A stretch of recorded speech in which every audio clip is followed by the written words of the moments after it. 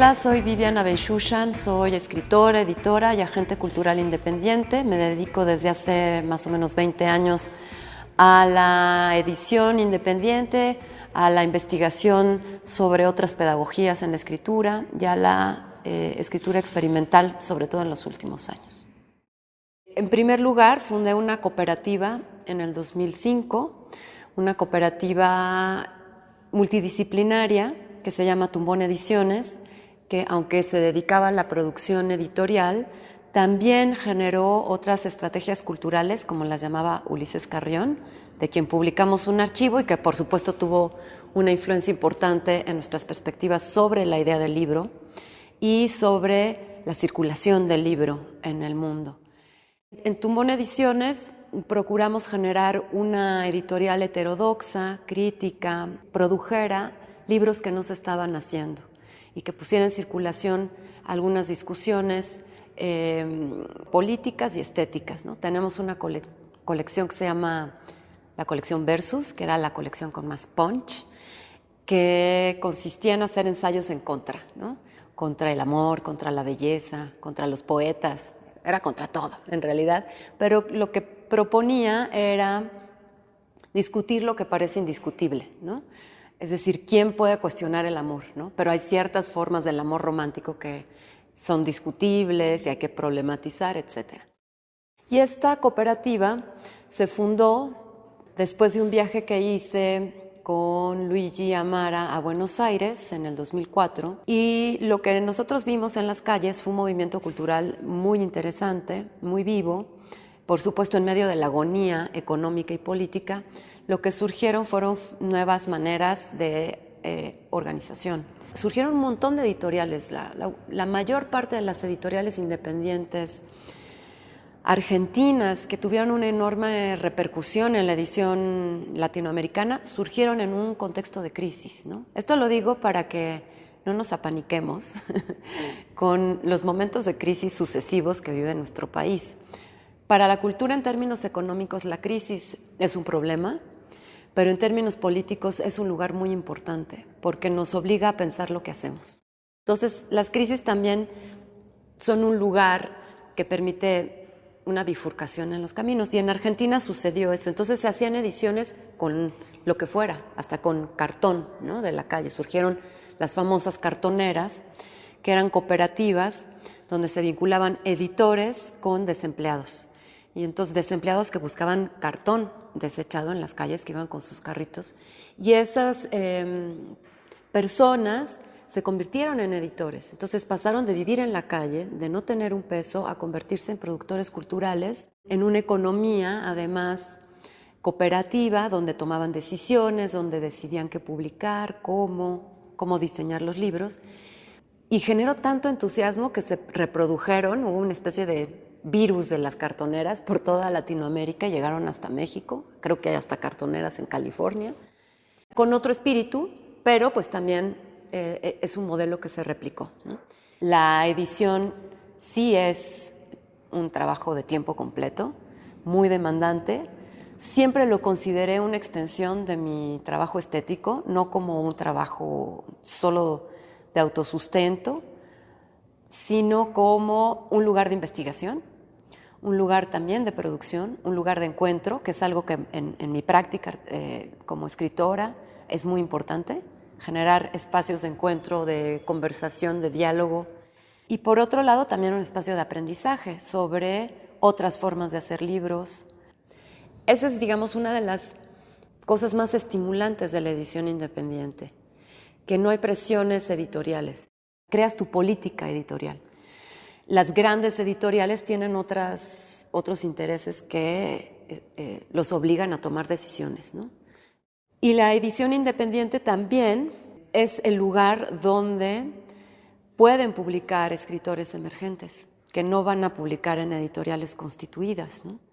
Otra cosa que para mí fue importante en Tumbón Ediciones, y creo que para el colectivo en general, es que sí tenía un carácter multidisciplinario, y eso permitió que la literatura y la edición misma pudiera abrir perspectivas, posibilidades para el libro y la idea del libro como objeto. Pero también, digamos, fue un lugar para pensar sobre el futuro del libro, qué va a ser del libro y cómo dialoga el libro con las nuevas tecnologías.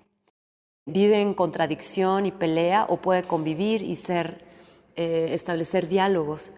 Entonces nosotros hicimos una política de 2 vías paralelas. Publicábamos la mayor parte de nuestros libros con copyright, como todas las editoriales y su ISBN, pero también exploramos el Creative Commons como una forma de producción, circulación y entendimiento de la cultura como producción colectiva. Y fuimos de las primeras editoriales en México que trabajó con Creative Commons. Por fortuna hay muchas más. También fuimos la primera editorial cooperativa. Ahora hay muchas más cooperativas, es decir, editoriales que han encontrado en el modelo cooperativo una solución económica y un modelo económico y político posible. Hay poca educación en México, pocas pedagogías, pocas prácticas de organización colectiva y creo que es un trabajo por hacerse. ¿Cómo nos organizamos al lado de otros agentes culturales? Para eso se necesita diálogo, se necesita sentarse a conversar, se necesita discutir con los otros agentes culturales. Y creo que las nuevas condiciones políticas y económicas del mundo nos obligan a pensar también en eso. Por otro lado, pues está mi práctica pedagógica, este proceso de investigación que ha sido mucho más autogestivo, independiente, de escrituras, por un lado, experimentales, escrituras colaborativas, escrituras participativas, y que he hecho de manera, sobre todo autodidacta, pero también en mis conversaciones y encuentros con otros artistas. Este ha sido un espacio, además de autosustento importante, buena parte de mi sustento económico cuando no tengo alguna beca o subvención o apoyo de alguna fundación, proviene de mis laboratorios. Y por último, pues está mi producción personal, es así, solitaria, individual, como escritora, que también se ha ido transformando, que ha ido mutando, gracias, por supuesto, a mi trabajo en Tumón Ediciones, que trabajemos con muchos artistas. Y en los últimos años, pues mis libros también se han convertido en libros que son objetos, que son dispositivos de lectura, que están discutiendo el formato libro. Desde el interior están interrogando el lugar de la literatura y de la escritura en el mundo contemporáneo.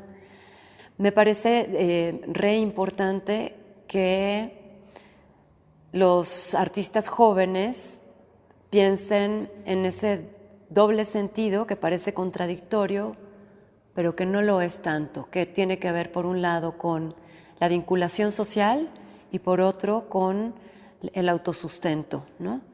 Con la propia economía, con la configuración de estrategias que permitan que la producción que hacemos no sea tan frágil, tan vulnerable y desaparezca tan pronto. Pero creo que es bien importante y el enfoque de Piso 16 me parece en ese sentido el correcto, ¿no? Porque en ningún momento se desvincula de la sociedad, del lugar de la cultura en la sociedad, pero al mismo tiempo le da herramientas a quienes reciben el apoyo y la formación de Piso 16 para evitar, por un lado, la autoexplotación, por otro, el fracaso de sus proyectos o su temporalidad efímera, para darle solidez y para que precisamente esa vinculación con la sociedad pues dure en el tiempo, ¿no? A mí me entusiasma mucho, me parece un proyecto importante.